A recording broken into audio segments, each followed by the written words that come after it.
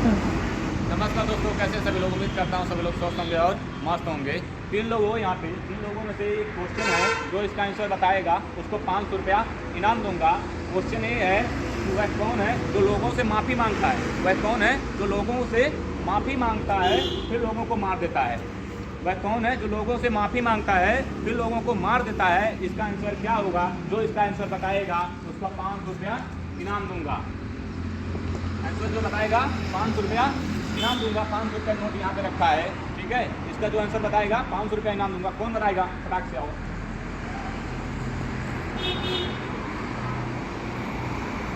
क्या लिखे हो? गलत जवाब। घमंड?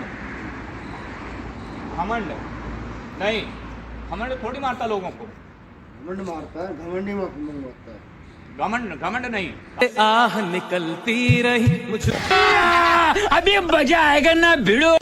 आओ और बताओ, ये जो घमंड बता रहे हैं गलत है या सही है, या कुछ आपको पता है तो ऐड कर सकते हैं। कहना क्या चाह रहे हैं भाई आप? तो हम सही तरीके से वैसे चलते हैं तो घमंड थोड़ा तेज बताओ। माफी मांगना पड़ जाता है। हाँ, और मंडी इंसान को देता है। घमंड ही पिटवा देता है। जवानी सही है? हाँ बताओ। नहीं पता है? इसका आंसर घमंड जो है गलत है, ठीक है। आंसर इसका जो होगा कौन बताएगा? हम बताएं? हम बताएं? इसका आंसर जल्लाद होगा। जल्लाद, जल्लाद का नाम सुने हो? जल्लाद जो कैदी में रहते हैं, फांसी उसे देते हैं, पहले फांसी देने से पहले उनसे माफी मांगता है कि भैया हम तुमको फांसी दे रहे हैं, जो गलती होती होगा। कहना क्या चाहते हो? भाई साहब कुछ ज्यादा नहीं हो गया ये?